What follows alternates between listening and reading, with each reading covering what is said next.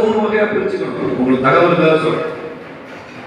ஏன்னா பிஜேபிக்காரங்க காங்கிரஸை பாராட்டி பேசுறப்போ பல பேர் குழப்பம். இப்ப இருக்கிற காங்கிரஸ்காரங்க குழப்பம். காங்கிரஸ்ல மூணு வகை இருக்கு. ஒண்ணு சுதந்திரத்துக்கு முன்னால இருந்த காங்கிரஸ், அதுதான் இவங்க எல்லாம் இருந்தாங்க. காந்தி, காமராஜ், தேசிய காங்கிரஸ், அதுதான் இந்திய தேசிய காங்கிரஸ். நேரு இருந்தாரு, வாவு சிதம்பரம் பிள்ளை காங்கிரஸ் இருந்தாரு, பசும்பொன் தேவரே காங்கிரஸ் இருந்தாரு, நேதாஜி காங்கிரஸ் இருந்தாரு. அப்புறம் தான் பிரிஞ்சு எடுத்து ஃபார்வர்ட் பிளாக் வச்சாரு. பெரிய பெரிய கம்யூனிஸ்ட் தலைவர்கள் காங்கிரஸ் இருந்தாங்க.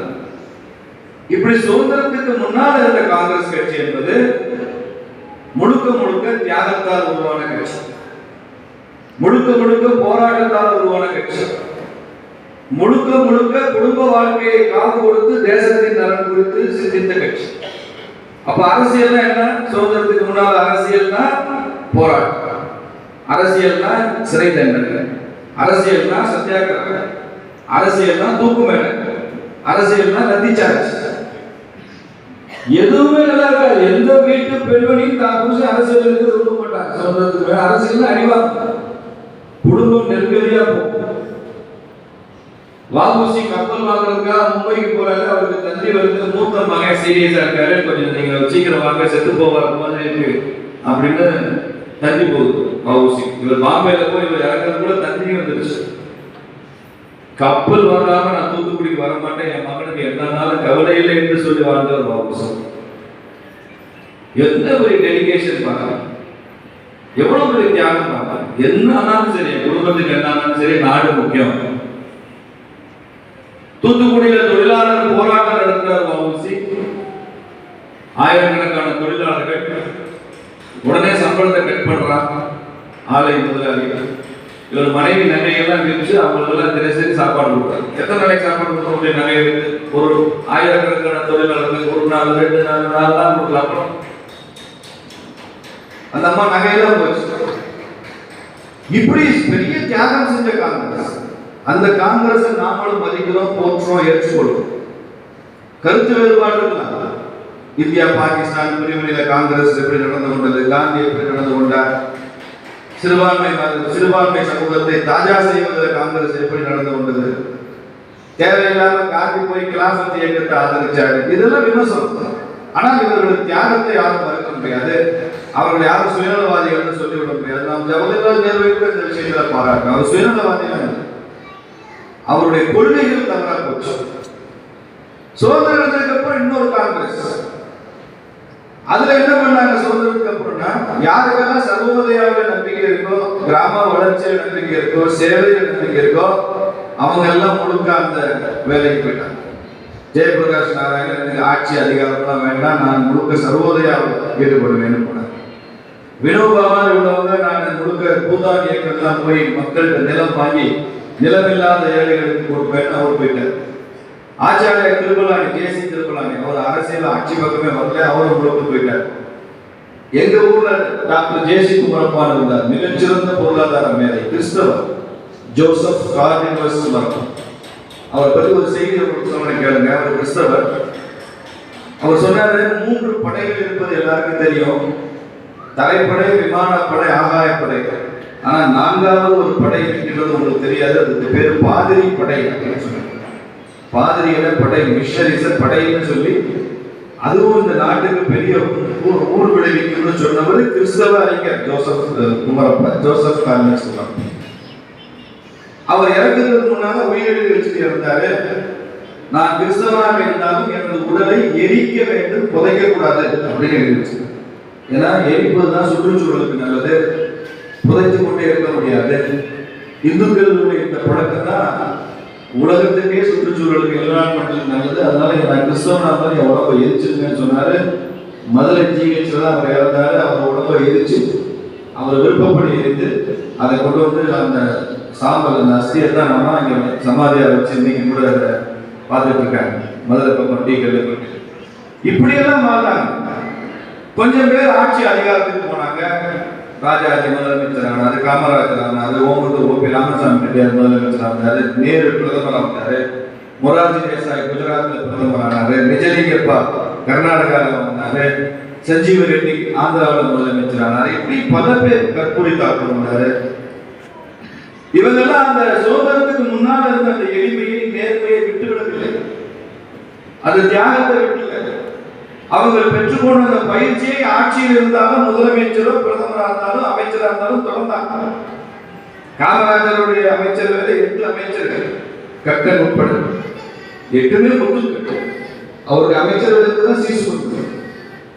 அவருடைய அமைச்சர்கள் இருந்தவர் ஆர் வெங்கட்ராமன். ஆர் வெங்கட்ராமன் மாதிரி அமைச்சர்களை காமராஜர் நியமித்ததுனால தான் தமிழ்நாட்டில் பெரிய தொழில் புரட்சி ஏற்படுது. தமிழ்நாடு எந்த இண்டஸ்ட்ரி பேர் சொல்லுங்க, அது காமராஜர் காலத்தில்.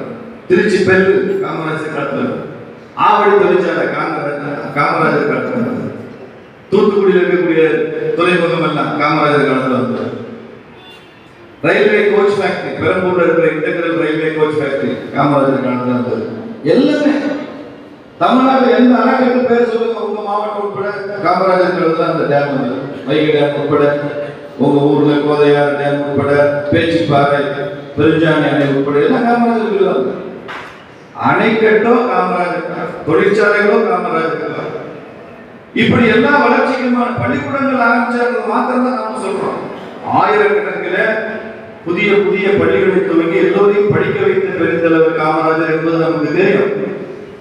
ஆனால் அது மாத்திரமல்ல, அதற்கு பின்னால் இருக்கிற இந்த பின்னணி நமக்கு தெரியாது. தொழில்கள், அணைக்கட்டுகள், விவசாயம், மிகப்பெரிய விவசாய புரட்சி தமிழ்நாட்டில் நடந்து தமிழ்நாட்டினுடைய உணவு உற்பத்தி அதிகமானது காமராஜர்.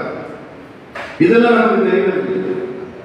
இவ்வளவு வளர்ச்சியும் காமராஜர் செய்ததற்கும் காமராஜருக்கு பின்னால் வந்த திராவிட கட்சி தலைவர்கள் செய்ததற்கும் ஒரு அடிப்படையான வித்தியாசம் இருக்கு நமக்கு தெரியும். எம்ஜிஆர் மகத்தான தலைவர், அவரும் மக்கள் நலன் உள்ளவர். ஜெயலலிதா, கருணாநிதி, அண்ணாதுரை. இதுல அண்ணாதுரை அவர்களை மாத்திரம் எடுத்து விடணும். ரொம்ப குறுகிய காலம் தான் ஆட்சி இருந்தார், 1.25 வருஷம் 1.5 வருஷம். அவர் பெரிய சொல்லிக்கிற மாதிரி பெரிய ஆட்சி முறை அமையல, ஏன்னா அவருக்கே உடல்நலம் இல்லாமல் போச்சு. அப்ப அவருக்கு பின்னால் வந்த திராவிட கட்சிகளுடைய ஆட்சியில தமிழகம் வளர்ந்தது என்று சொல்வதற்கும் காமராஜர் ஆட்சியில் தமிழகம் வளர்ந்ததற்கும் என்ன வித்தியாசம் தெரியுமா? 10 பைசா லிக்கர் இன்கம் இல்லாமல் தமிழ்நாட்டை வளர்ச்சி பாதை கொண்டு வருவது காமராஜருடைய இத்தனை திட்டங்களுக்கு பின்னால ஒருத்தன் குடிச்சதுல இருந்து அரசுக்கு வரி வருவாய், டாக்ஸ் ரெவன்யூ வந்தது. அந்த பணத்துல வச்சுதான் இந்த நிர்வாகம் நடக்குதுன்னு 1 பைசா. ஒரு மாநிலத்துல பூரண மதுவிலக்கை வைத்துக் கொண்டு மக்களை குடிப்பழக்கத்திற்கு ஆளாகாமலும் பார்த்துக் கொண்டு அந்த மாநிலத்தை தமிழ்நாட்டின் முதன்மை மாநிலமாக கொண்டு வரலாம் என்று நிரூபித்தவர் காமராஜர். அந்த சவாலை ஏற்றுக்கிறதுக்கு இன்னைக்கு எந்த திராவிட கட்சி தலைவரும் தயாராக. நான் இந்த மேடையிலே ஸ்டாலினுக்கு ஓபனா சவால் இருக்கிறேன். திமுக சொல்றாங்க, என்ன பிஜேபி கார மதுவிலக்கை பற்றி பேசுறாங்க. கர்நாடகாவில் மதுவிலக்கு இல்லையா இருந்துதான். நீங்க ஆட்சி செய்யற பாண்டிச்சேரியில மதுவிலக்கு, நீங்க ஆட்சி செய்யற உத்தரப்பிரதேச மதுவிலக்கு கொண்டு வந்துட்டீங்களா? இப்படி பேசலாம் திமுக. அவர்களுக்கு எதிர்கேள்வி என்ன தெரியுமா? இந்தியாவிலேயே பூரண மதுவிலக்கு இருந்த மாநிலங்கள் 2 தான். ஒன்னு குஜராத், ஒன்னு தமிழ்நாடு. குஜராத்ல எப்போதும் மது இல்லை, இப்போதும் மது இல்லை. காங்கிரஸ் ஆட்சி காலத்துல குஜராத்ல மது இல்லை. பிஜேபி வந்து 30 வருஷமா ஆட்சி பண்ணும்போது ஒரு சொட்டு மது இல்லை. ஆனால் தமிழ்நாட்டில் காமராஜர் மாதிரி தேசியவாதிகள் ஆட்சியில எல்லாம் மது இல்லை. திராவிட ஆட்சி வந்த உடனே மது இருக்கிறதுதான் எங்களுக்கு குற்றச்சாட்டு. எப்போதும் இல்லாத மது இப்போது ஏன் இருக்கிறது? எப்போதும் இல்லாத காலத்துல தமிழகம் வளர்ந்தது மாதிரி இப்பவும் வளர்ந்து விடாதா? ஏன் கொண்டு வந்தீங்கன்றதான் கேள்வி. இல்லாத ஒரு இடத்துல புகுத்தி இதை கெடுத்து விட்டது அவங்க. ஒரு பெரிய தலைமுறையை படிக்க வச்சவர் காமராஜர் தான். இவ்வளவு தலைமுறை 50 வருஷமா குடிக்க வச்சது திராவிட ஆட்சி. படிக்க வச்ச தலைவரை குடிக்க வச்ச தலைவரையும் சமாளோட பார்த்தோம்னா நமக்கு எங்கேயோ வேலை வச்சு போச்சு. குடிக்க வச்சவர் 40க்கு 40 ஜெயிக்கிறாரு, படிக்க வச்சவர் அவர் சொந்த தொகுதியிலே எம்எல்ஏக்கு தோக்குறாருன்னா பிரச்சனை காமராஜர் இல்லைங்க, நம்மகிட்ட இருக்கு. நம்மகிட்ட நல்லவர்களை தேடி தேடி பார்த்து அவருடைய ஆட்சியில் அமர்ந்த தவறினுடைய விளைவு தான் இன்னைக்கு நாம தமிழ்நாட்டில் அனுபவிச்சிருக்கோம். 65 பேர் செத்து போனாங்க. 65 இளம் பெண்கள் தாலி எடுத்திருக்காங்க. யார் பொறுப்பேற்கிறது? கள்ளச்சாராயம், விஷச்சாராயம். இப்படிப்பட்ட ஒரு சூழலை உருவாக்கி வைத்திருக்கிறது யார்? எப்படிப்பட்ட அரசியல் நமக்கு தேவை? அப்படி ஒரு ஆட்சி முறை இருந்தது சுதந்திரத்துக்கு முன்னால.